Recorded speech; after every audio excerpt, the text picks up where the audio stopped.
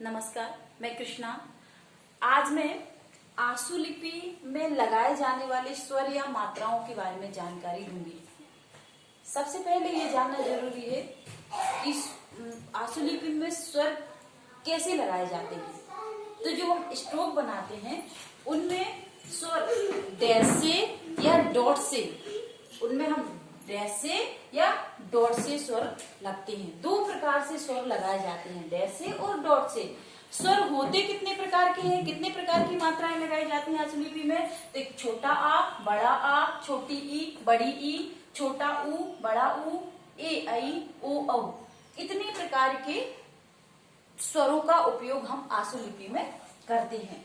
तो इन स्वरों को कुछ चिन्ह बना के हम इनको शो करते हैं। जैसे छोटे आ को डॉट से, बड़े आ को डैश से, छोटी ई और बड़ी ई को डॉट से, छोटा ऊ और बड़ा ऊ को डैश से, ए आई को डॉट से और ओ औ को डैश से सूचित करते हैं। अब ये एक ही चिन्ह, ये सारे एक ही चिन्ह कई मात्राओं को सूचित करते हैं। अब हम ये कैसे समझ में आ गए कौन सा चिन्ह कहाँ लगाने से किस मात्रा का उच्चारण देगा। तो एक ही चिन्ह देखने से ऐसा प्रतीत होता है कि हम कौन सा चिन्ह कहाँ यूज करें। तो इसके लिए स्वर के स्थान निर्धारित किए गए हैं।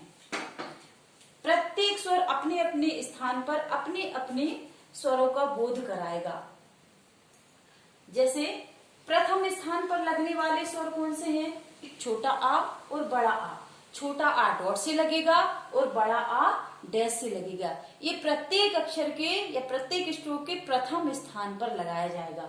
जैसे ए आई ओ औ, ये प्रत्येक अक्षर के या व्यंजन के द्वितीय स्थान पर लगाया जाएगा।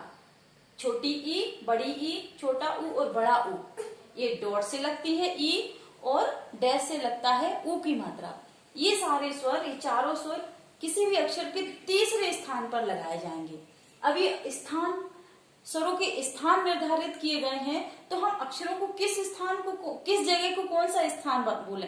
तो इसके लिए जैसे कोई भी अक्षर, जो अक्षर जिस दिशा से शुरू होता है उस दिशा से उसका स्थान प्रारंभ हो जाता है। जैसे का वर्ग का अक्षर बाएं से दाएं शुरू होता है, तो जहां से जो आउटलाइन शुरू होती है वहां उसका प्रथम स्थान कहलाता है। अक्षर का बीच का भाग द्वितीय स्थान कहलाता है और अक्षर का तीसरा भाग तृतीय स्थान कहलाता है।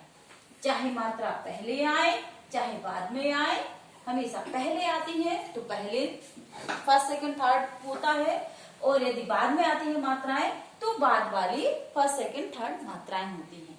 जैसे ये तिरछे अक्षर हैं तो इनका प्रथम स्थान, जैसे ऊपर से अक्षर शुरू हुआ तो ऊपर से प्रथम स्थान, ये बीच का भाग द्वितीय स्थान और अंत का भाग तृतीय स्थान कहलाएगा। टावर्ग का भी, टावर्ग ऊपर से शुरू होता है तो प्रथम स्थान, द्वितीय स्थान, तृतीय स्थान। वक्र रेखाओं का प्रथम स्थान, द्वितीय स्थान और तृतीय स्थान। और जो अक्षर नीचे से ऊपर बनते हैं उनके स्थान, तो जो अक्षर जहां से शुरू होगा, जैसे रा नीचे से ऊपर बनता है तो इसका प्रथम स्थान, द्वितीय स्थान और तृतीय स्थान, चाहे पहले मात्रा हो या बाद में मात्रा हो, ये दोनों साइड के 3 स्थान निर्धारित किए गए हैं। जैसे सा में प्रथम, दूसरा, तीसरा, प्रथम स्थान, द्वितीय स्थान, तृतीय स्थान। तावर्ग में भी प्रथम स्थान, द्वितीय स्थान, तृतीय स्थान, प्रथम, द्वितीय, तृतीय, ऐसे प्रत्येक अक्षर के या पहला, दूसरा, तीसरा स्थान, ये सारे अक्षरों के प्रथम, द्वितीय और तृतीय स्थान निर्धारित किए गए हैं, जो ये स्वर अपनी अपनी जगह पर अपने अपने स्वर का बोध कराएंगे। अब जैसे किसी भी अक्षर में हम प्रथम स्थान पर, यदि हम छोटा आ और बड़ा आ का डैश लगा है, प्रथम स्थान पर डॉट या डैश लगा है, इसका मतलब है वो छोटे आ की मात्रा है या बड़े आ की मात्रा है। द्वितीय स्थान पर डॉट लगा है या डैश लगा है तो इसका मतलब है वो ए आई की मात्रा है या ओ औ की मात्रा है। यदि तृतीय स्थान पर डॉट लगा है तो उसका मतलब है ई की मात्रा है, और यदि तृतीय स्थान पर डैश लगा है तो इसका मतलब है ये ऊ की मात्रा है। तो ये सारे स्थान हमें याद करने पड़ेंगे कि अक्षर के प्रथम स्थान पर कौन से स्वर लगेंगे, द्वितीय स्थान पर कौन से स्वर लगेंगे और तृतीय स्थान पर कौन से स्वर लगेंगे। सबसे सिंपल है कि छोटे आ और बड़े आ की मात्रा लगेगी अक्षर के प्रथम स्थान पर। प्रथम स्थान मतलब जो अक्षर जहां से शुरू होगा उसका प्रथम स्थान वहीं से शुरू होगा, और अक्षर का मध्य का स्थान बीच का कहलाता है और अंत का स्थान तीसरा स्थान कहलाता है। तो डॉट से और डैश से, तो छोटे आ की मात्रा डॉट से लगेगी, बड़े आ की मात्रा डैश से लगेगी।